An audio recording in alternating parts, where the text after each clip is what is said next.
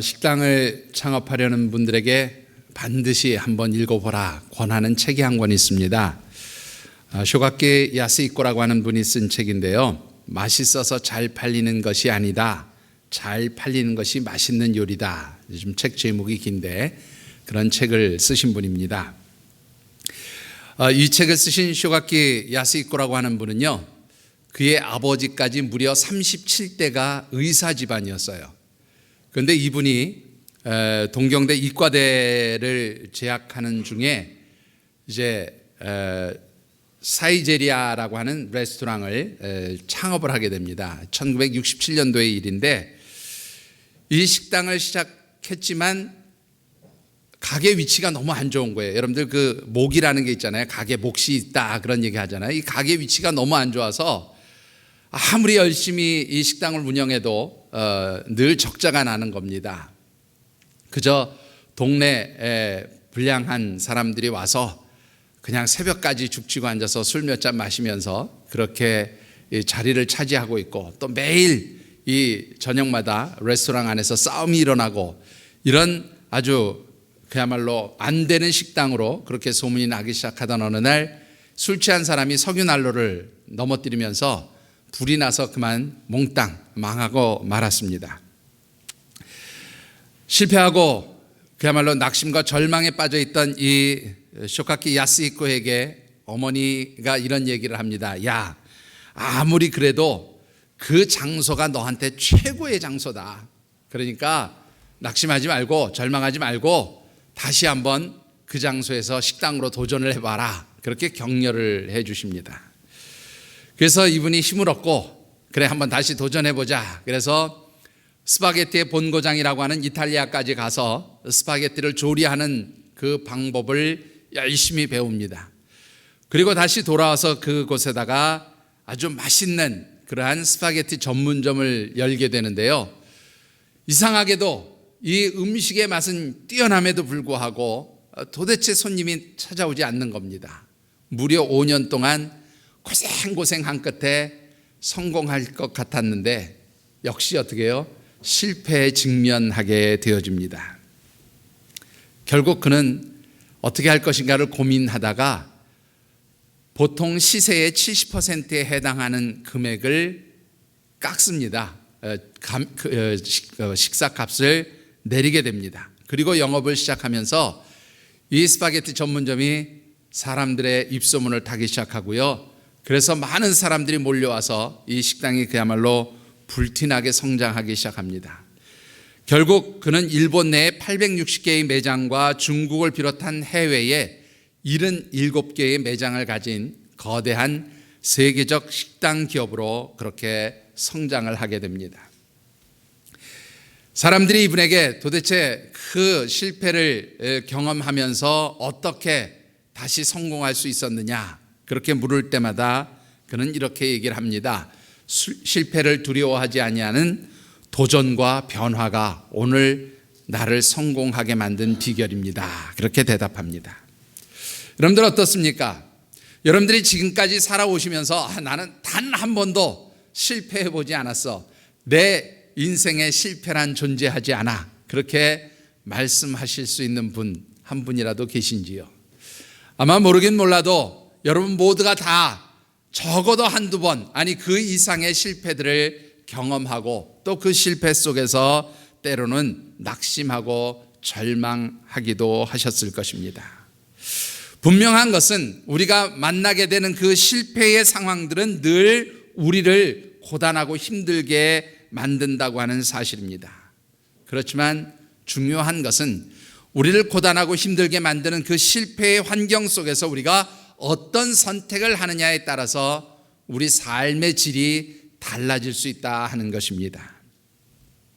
자, 6월에 묵상하는 우리 말씀의 주제, 오늘 그 마지막입니다. 이제 다 외우셨지요? 예, 못 외우셨으면 역시 답안지가 떠올랐습니다. 우리 같이 한번 크게 읽어보실까요? 시작.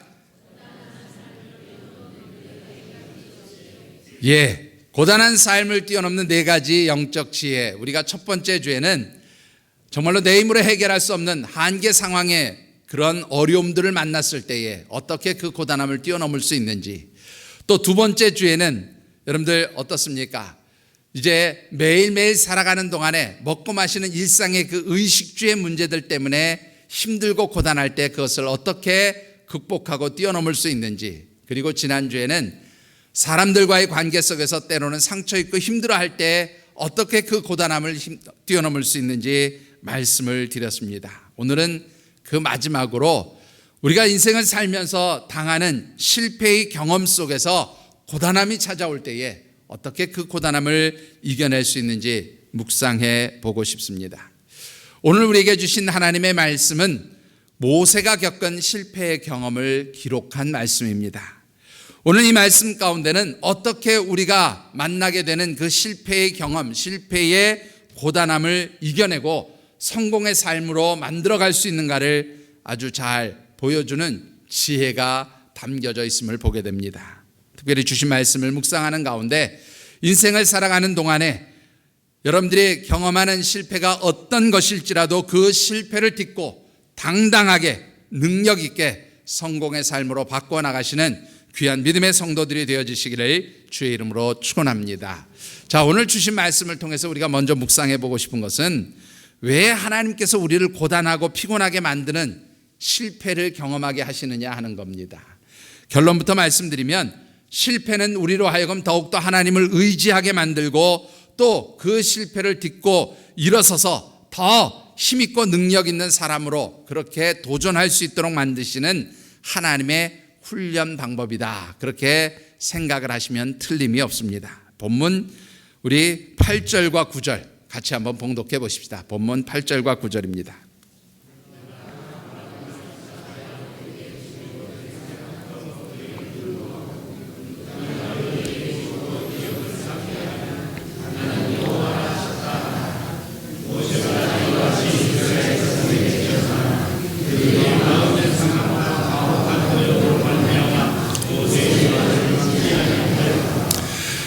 아멘. 여러분들 이 말씀을 보시면요, 모세가 이스라엘 백성들에 가서 하나님의 말씀을 전합니다. 야, 하나님이 너희들을 이 고생하는 애굽 땅에서 건져내셔서 이제 너희들의 조상 아브라함과 이삭과 야곱에게 약속하셨던 그 가나안 땅으로 들어가게 해주시겠다고 말씀하신다. 그러므로 너희들이 힘을 내라.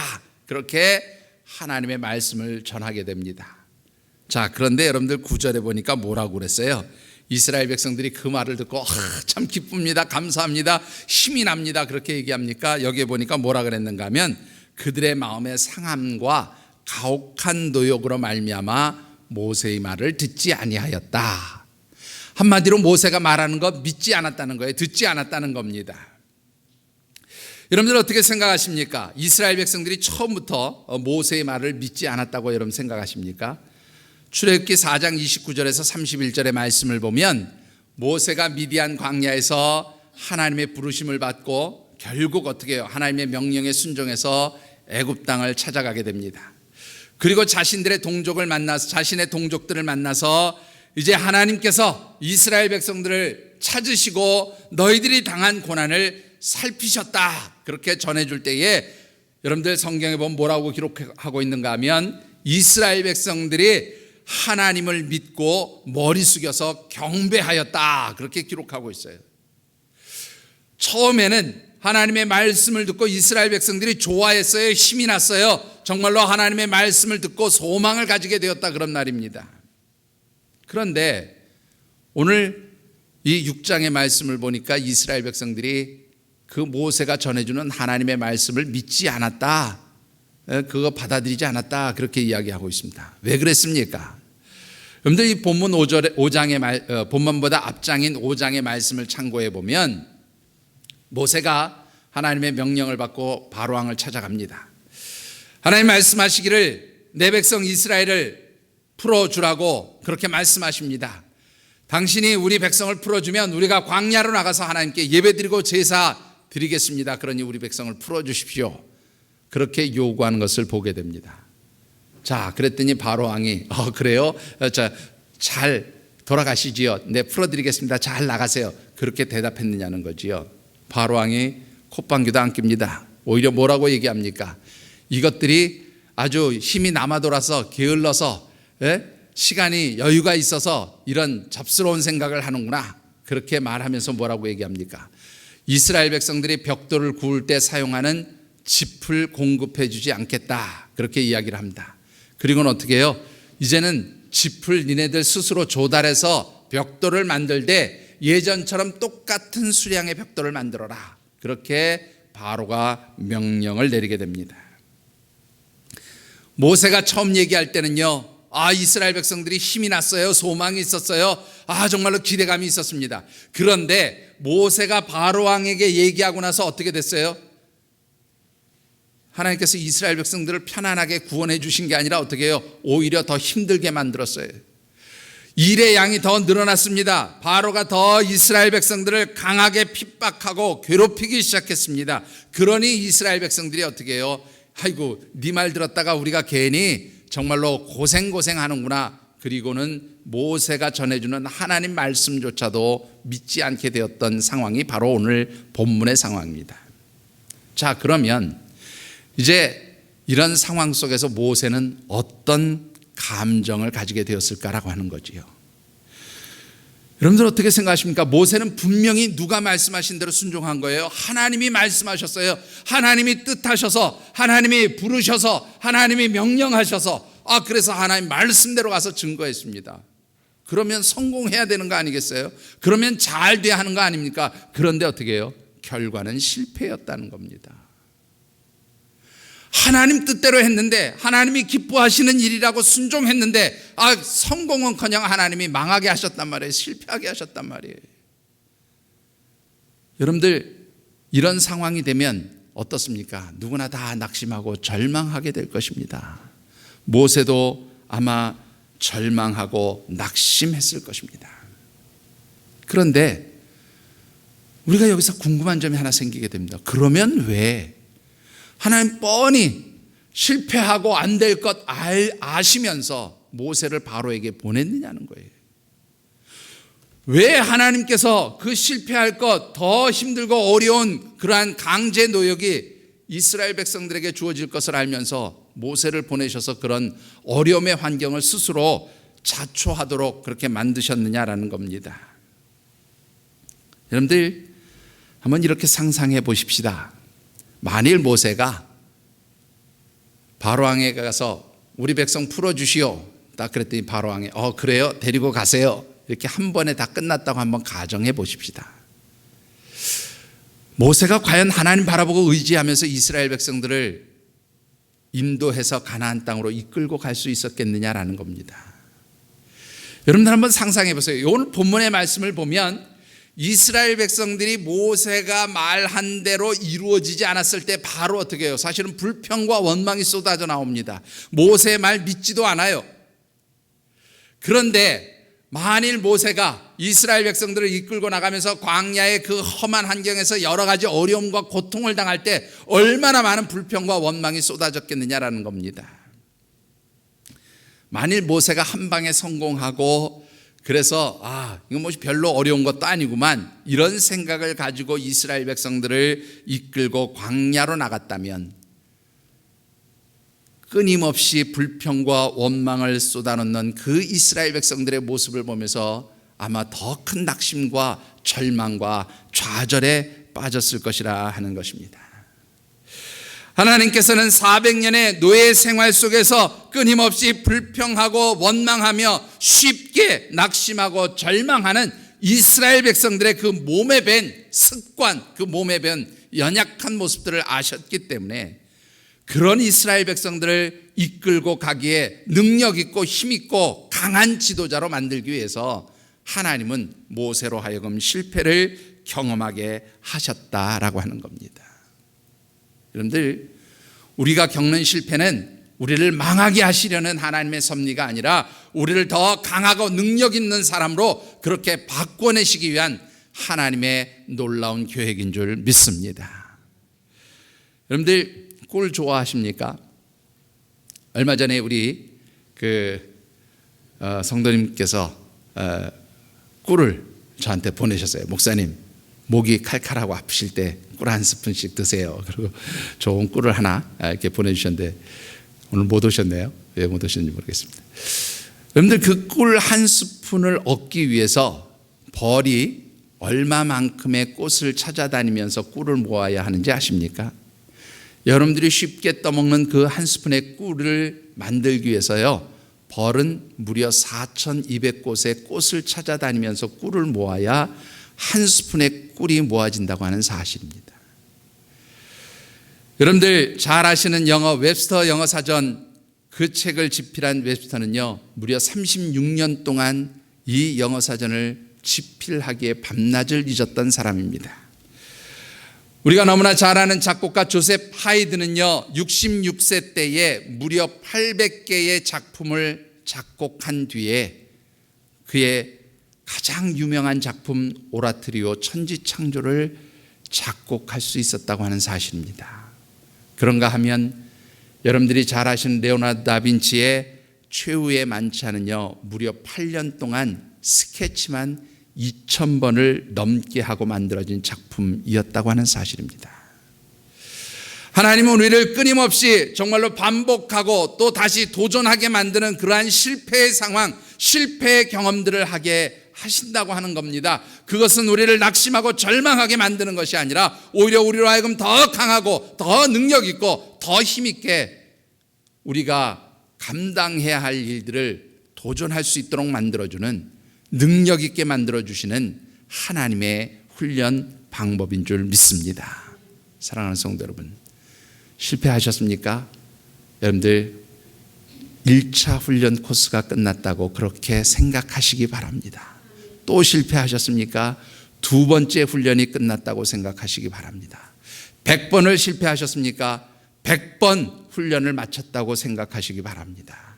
그 실패를 딛고 일어선 사람만이 하나님이 역사하시는 그 능력의 역사들을 이룰 수 있는 성공의 사람들이 되어질 줄 믿습니다. 자, 그런데 물론 하나님이 훈련하시기 위해서 우리를 실패하게 하시고 낙심하게 하시고 절망하게 하십니다. 그렇게 우리가 쉽게 말할 수 있지만 그럼에도 불구하고 그 실패를 통해서 얻어지는 부정적인 감정들, 그 고단함과 피곤함들은 사실 쉽게 해소할 수 없는 것이 우리의 문제이지요. 중요한 것은 이 문제들을 어떻게 풀어낼 수 있느냐는 겁니다. 그것은요, 여러분들이 당하는 그 실패의 아픔들, 그 부정적인 감정들을 하나님 앞에 쏟아놓으라는 거예요. 사람이 아니라 하나님 앞에 가서 쏟아놓으라는 겁니다. 여러분들 본문 12절의 말씀을 같이 한번 봉독해 보십시다. 12절입니다.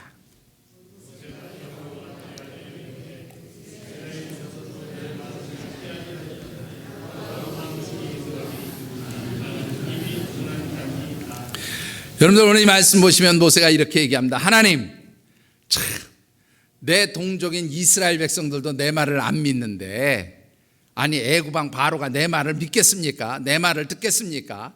하나님, 나는요 입이 둔한 자입니다. 말이 둔한 자입니다. 이렇게 하나님 앞에 자신의 속상함을 쏟아놓습니다. 여러분들, 이 입이 둔하다 라는 말이요, 언제 모세가 한 말인지 여러분들 혹시 아십니까? 하나님께서 미디안 광야에서 목동으로 40년 동안 살던 그 모세를 부르시니까, 그리고 이제 내가 너를 통해서 이스라엘 백성들을 구원하고 이 바로 왕에게서 내 백성을 구원해서 가나안 땅으로 보내겠다라고 그렇게 말씀하실 때에 모세가 한 말이, 하나님, 나는 입이 둔하고 입술이 혀가 뻣뻣한 자입니다. 난 말 못하는 사람입니다. 그렇게 대답할 때 나온 말입니다. 여러분들, 왜 모세가 이런 대답을 했다고 생각하십니까? 그는 40년 동안 애굽의 왕자로 살면서 자신의 동족인 이스라엘 백성들을 도와주려고 무던히도 노력을 했어요.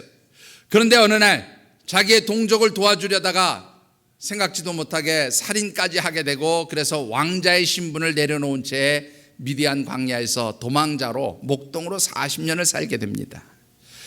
아마 그 실패의 감정은 그를 끊임없이 부정적으로, 그리고 낙심하고 절망하는 사람으로 만들었을 것입니다.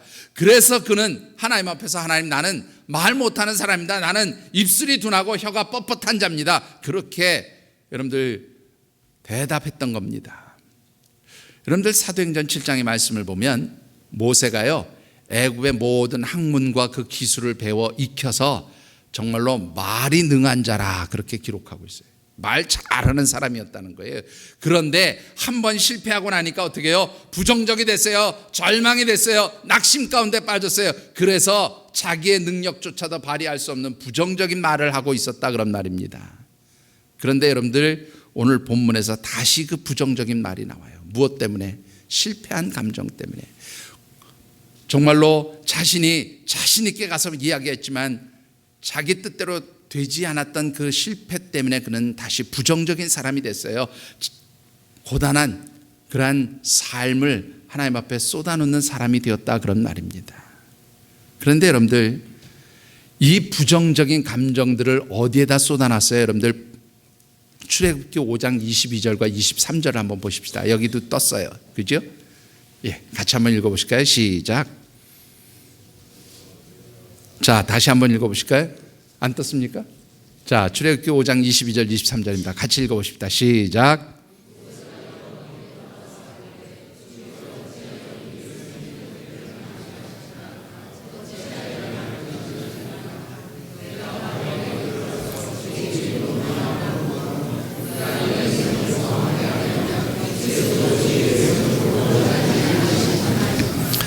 여러분들 어떻습니까? 모세가요 정말로 하나님 뜻대로 가서 전했어요. 선포했어요. 그런데 자기 생각대로 안 됐습니다. 그때 그 속상함을 하나님 앞에 쏟아놓습니다. 하나님, 내가 하나님 말씀대로 하지 않았습니까? 하나님 뜻대로 전하지 않았습니까? 그런데 왜 하나님이 이런 정말로 백성들이 오히려 자유롭게 된 게 아니고 편안하게 된 게 아니라 더 학대를 받고 더 힘들고 더 어렵게 만드셨습니까? 하나님 해도 넘어가는 거 아닙니까? 하나님 어쩌면 이러실 수 있습니까? 그 속상함, 그 부정적인 감정들을 다 계속해서 하나님 앞에 쏟아놓았다는 거예요. 사람에게 쏟아놓은 게 아닙니다. 여러분들 어떤 그런 실패와 어려움들을 당하게 될 때 여러분들 그것 다 어디에 갖다 쏟아놓습니까? 때로는 아내들에게 쏟아놓고 때로는 남편에게 쏟아놓고 때로는 자식에게 화풀이하고 여러분들 사람에게 쏟아놓는다고 해서 그 실패의 감정들이 해소되던가요? 여러분들이 가지게 되는 그 실패의 부정적인 감정들 하나님 앞에 쏟아놓게 되기를 주의 이름으로 축원합니다. 하나님 앞에 다 쏟아놓으시면 하나님께서 어떻게 해요? 위로도 해주시고 힘도 주실 줄 믿습니다. 여러분들 6장 1절의 말씀을 제가 한번 읽겠습니다. 한번 보시기 바랍니다. 여호와께서 모세에게 이르시되 이제 내가 바로에게 하는 일을 네가 보리라. 강한 손으로 말미암아 바로가 그들을 보내리라. 강한 손으로 말미암아 바로가 그들을 그의 땅에서 쫓아내리라. 하나님 뭐라고 말씀하세요? 야, 네가 한 거 그거 아무것도 아니야. 그거 실패 아니야. 이제 네 힘으로 하는 것이 아니라 내가 어떻게 하는지 나의 강한 손으로 어떤 역사와 어떤 능력을 나타내는지 너로 하여금 보게 하겠다는 거예요. 그러니 두려워하지 말라는 겁니다. 걱정하지 말라는 겁니다. 염려하지 말라는 겁니다. 내가 선포한 대로 내가 이루겠다고 하나님 그렇게 힘을 주시는 줄 믿습니다. 여러분들 속상하십니까? 실패해서 때로는 부정적이 되십니까? 우리가 사람이기 때문에 다 그런 속상한 부정적인 감정들 가질 수 있습니다. 그러나 그것에 사로잡히지 말고 그것을 하나님 앞에 쏟아놓을 수 있게 되기를 주의 이름으로 축원합니다. 그리할 때 하나님이 그 모든 부정적인 감정들 이길 수 있도록 만들어주시는 줄 믿습니다. 여러분들 2008년 베이징 올림픽 때 있었던 이야기 하나를 소개하고 싶습니다. 당시 남자 양궁 개인 8강전에서 있었던 일인데요. 우리나라의 그 박경모 선수라고 하는 분이 이제 쿠바의 후안 카를로스 스티븐슨이라고 하는 선수하고 8강에서 개인전 경기로 맞붙게 되었습니다. 이 경기를 통과해야 이제 4강 준결승에 진출하고 그래야 이제 메달을 바라볼 수 있는 아주 중요한 경기였습니다. 보통 여러분들 양궁을 3발씩 3라운드를 쏘지요? 그렇지요? 맞습니까? 제가 알기로는 그렇게 하여튼 알고 있는데요. 2라운드를 마쳤을 때 이 두 선수의 점수가 몇 점이었냐면 28대 28이었어요. 그런데 마지막 라운드를 남겨놓고 이 후안 카를로스 스티븐슨 선수는 9점, 9점, 8점을 쏘았습니다. 그리고 이 박경모 선수는 8점, 8점을 쏘고 마지막 한 발을 남겨놨어요. 자, 여러분들 산수가 빠르신 분이니까 몇 점을 쏘아야 이 박경모 선수가 이길 수 있나요? 예? 상대편은 9점, 9점, 8점을 쐈어요. 그러면 박경모 선수는 몇 점을 쏴야 됩니까? 8점, 8점 쐈으면 예, 산수가 안 되시는군요. 자, 몇 점 쏴야 돼요? 예? 10점 만점을 쏴야 동점이고요. 11점은 없잖아요. 그러니까 최소한 10점을 쏴야 동점이고 그 이하로 쏘면 어떻게 해요? 지는 겁니다. 근데 얼마나 긴장이 되고 힘들었겠어요. 그런데 여러분들 이때 그 중계하던 해설자가 계속해서 한 얘기가 있습니다. 여러분들 기억하시는지 모르겠는데요. 박경모 선수는 지금 이 실패의 상황을 털어버려야 합니다.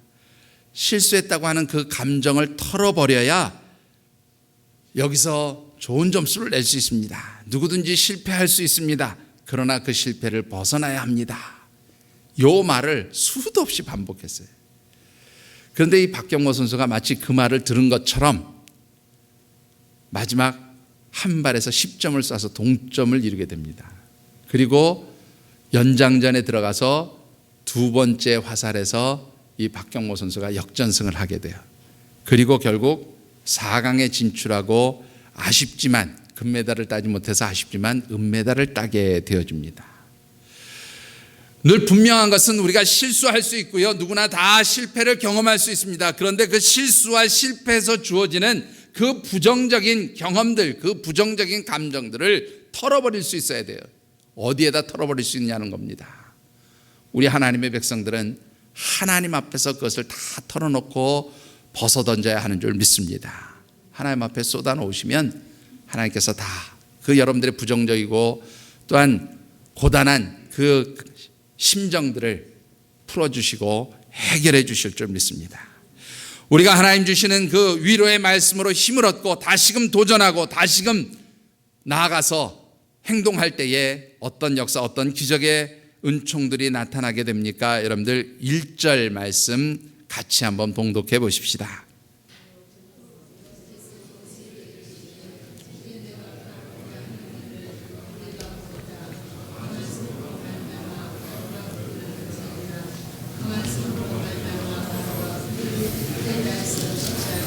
아멘. 13절도 한번 읽어보실까요?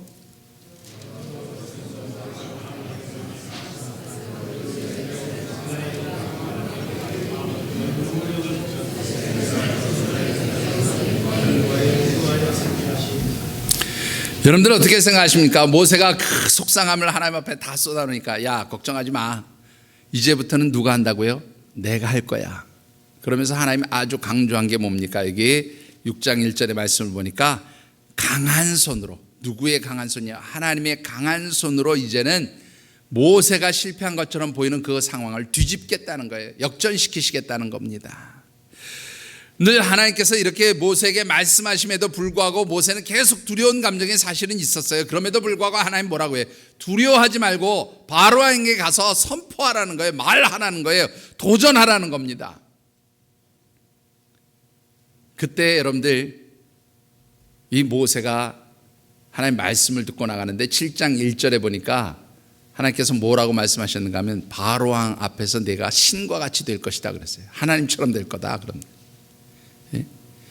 하나님께서 그를 그렇게 능력 있게 힘 있게 만들어 주셨어요. 그리고 결국에는 어떻게 합니까? 여러분들이 잘 아시는 대로 7장 이후에 나오는 말씀, 바로 애굽의 첫 번째 재앙인 피해 재앙으로부터 시작해서 10번째 재앙인 애굽의 장자들이 죽는 재앙까지 모세의 손을 통해서 하나님이 10가지의 그 놀라운 기적과 능력의 역사들을 나타내시고 결국에는 어떻게 해요? 이스라엘 백성들을 애굽 땅에서 건져내시는 그러한 성공의 역사를 이루심을 보게 됩니다. 여러분들 실패하셨어도 낙심하기보다는 하나님 앞에 그 실패한 것들 쏟아놓으시고 이 실패가 하나님 나를 더 강하게 만드시는 하나님의 섭리인 줄 믿습니다. 그런 담대함을 가지시고 다시 한번 도전하시고 다시 한번 정말로 여러분들의 그 모든 환경과 상황을 딛고 일어서실 수 있는 믿음의 사람들이 되어주시기를 주의 이름으로 축원합니다. 그래야 할 때 하나님 역사가 나타나는 줄 믿습니다. 조엘 오스틴 목사님의 책 긍정의 힘, 여러분들이 잘 알고 있는 책인데요, 이 책에 나오는 이야기 하나로 오늘 말씀을 맺고 싶습니다. 워싱턴 DC에 사는 바네사라고 하는 여자 의사가 있었습니다. 어느 날 이 바네사에게 아주 극심한 관절 통증이 오기 시작했는데요, 특히 이 무릎, 다리 쪽에 관절 통증이 아주 심하게 옵니다. 의사이니까 피곤해서 그런가 보다 생각하면서도 혹시나 모르니까 병원에 가서 자세한 검진을 받게 되는데요, 여러분들, 이 검진의 결과로 충격적인 사실을 알게 되었습니다. 그것은 자신의 조모인 할머니가 이 관절 통증, 관절이 쉽게 약해지고 힘을 얻지 못하는 그러한 아주 희귀한 유전적 질병으로 평생 하반신 마비로 그렇게 휠체어 신세를 지고 살았던 것과, 아버지도 20대 젊은 나이 이 병이 발병해서 43세에 죽게 되었던 바로 그 병이 자신에게도 온 것임을 알게 되었습니다. 여러분들 어떻게 생각하십니까? 아직 30도 되지 않은 앞날이 창창한 그야말로 의사로서의 이 바네사는 30도 되지 않아서 지팡이를 짚고 다녀야 하는 그런 신세가 되었습니다. 얼마나 통증이 심했는지 주일날 교회를 가면요, 잘 걷지를 못해서 남들은 차에서 내려서 2, 3분이면 교회 본당 예배실에 가서 앉을 수 있었는데요, 이 바네사의 경우는 무려 45분이 걸려야 본당에 가서 앉을 수 있을 정도로, 그렇게 걷지도 못할 정도로 통증이 극심했다는 겁니다. 평일에는 새벽 3시에 일어나서 관절을 풀고 그야말로 마사지를 해주고 이래야 4시간 동안 그렇게 해야 아침 7시에 출근을 할 수 있었다고 합니다. 여러분들 어떻게 했습니까? 여러분들이 만약 이런 상황이 있었으면, 우리 아버지, 우리 할머니가 다 이 질병으로 평생 고생하고 일찍 죽었는데 나도 아마 그렇게 될 것이다, 그런 절망, 그런 낙심을 하지 않을까요? 그런데 이 바네사에게는 믿음이 있었어요. 나는 정말로 약하지만, 나는 병들었지만, 그러나 이 병들고 약한 몸으로 하나님 나를 살지 않게 하실 것이다. 하나님 나를 반드시 회복시켜 주시고 하나님 나를 날마다 좋아지게 만들어 주실 것이다. 이 믿음을 가지고 버티기 시작합니다. 그런데요, 3년이 지나도록 아무런 차도도 보이지 않습니다. 그런데 3년 동안 끊임없이 믿음을 가지고 하나님 나를 좋게 해주실 거야, 낫게 해주실 거야, 회복하실 거야, 그렇게 생각했는데 전혀 좋아지지 않았다면, 아니 오히려 더 나빠지기 시작했다면 얼마나 낙심하고 절망하겠어요. 그럼에도 불구하고 그녀는 포기하지 않았어요. 3년이 지난 다음부터 아주 조금씩 차도가 보이기 시작합니다. 그리고 무려 7년이라는 세월, 그러니까 병이 발병한 뒤에 만 10년 만에 이 여인은 정상적인 몸을 갖게 되어집니다. 여러분들, 바로 믿음의 힘이었고 하나님을 바라보는 소망의 사람들이 누리는 축복인 줄 믿습니다. 여러분들 어떠한 실패를 경험할지라도 끝까지 하나님 바라보는 사람, 아무리 부정적이고 정말로 절망적인 그러한 환경과 상황에 처할지라도 그 모든 부정적이고 절망적인 것을 하나님 앞에 쏟아놓으며 하나님의 은혜를 구하는 사람, 그런 사람들은 실패의 사람이 아니라 성공하는 삶을 살 수 있게 되어지는 줄 믿습니다. 여러분들, 실패할지라도 낙심하고 절망하는 것이 아니라 하나님 바라보는 가운데 승리하시는, 성공하시는 믿음의 성도들 되어주시기를 주의 이름으로 축원합니다. 기도하겠습니다.